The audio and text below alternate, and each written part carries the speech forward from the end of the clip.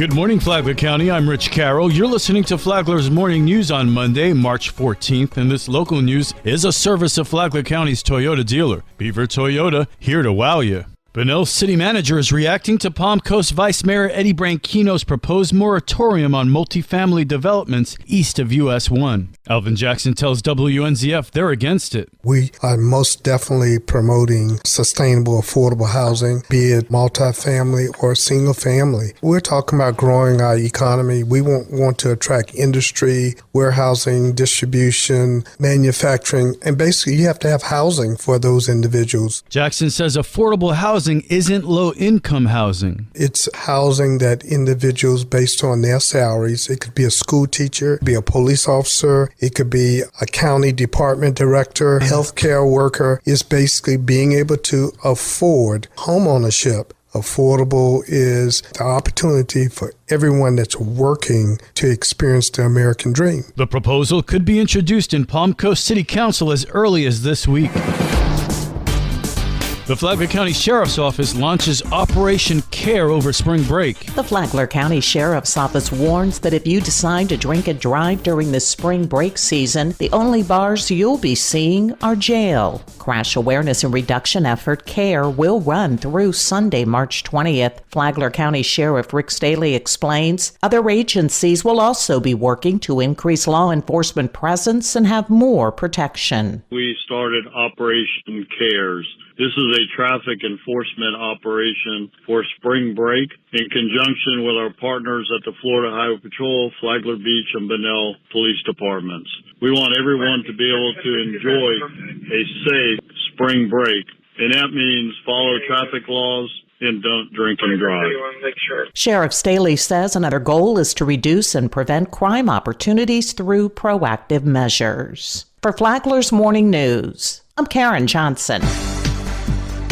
Espanola and Rima Ridge residents now have year-round mosquito monitoring. Flagler County Emergency Management Director Jonathan Lord says the expansion is part of new arrangements with the East Flagler Mosquito Control District. Those two residential areas, the property owners there pay what's known as a special tax. There's a special taxing district there specific to mosquito control. And in the past, those funds have been used just for spraying. However, in the great partnership that we've entered with the district, which does much of the more populated part of the county already, where we're able to use some of those same special service tax dollars to now offer those two neighborhoods year-round mosquito monitoring. Lord says the monitoring is done using high-tech mosquito traps. It'll actually use artificial intelligence and talk live back to the mosquito district and let them know how many mosquitoes they're seeing during a certain period of time, which will then allow, instead of us necessarily having to wait for a phone call from residents complaining about mosquitoes, the district will be able to see significant increases in mosquito populations and then more proactively work with us and get permission to go out there and treat the areas. Residents county-wide can contact the district to report mosquito problems or concerns. For Flagler's Morning News, I'm Rich Petchke. Palm Coast has been named the best city to retire in 2022 by Retirement Living. Brittany Kershaw is the Director of Communications and Marketing for the city. Palm Coast is known for having a great quality of life, and many people enjoy living, working, going to school, raising a family, and so it makes sense that people would also enjoy retiring here. We have a beautiful city with a lot of great amenities and parks and trails. She tells us more about the criteria Retirement Living used to determine the rankings. The average of a mortgage here, sales tax rate, the cost of senior care, and these all ranked very, very high for the city of Palm Coast. So we're honored to have the award, and we appreciate everyone who chooses Palm Coast as a place to retire. Cities in Florida took 7 of the 10 spots on the list. From the WNZF Newsroom, I'm Amy Cherry.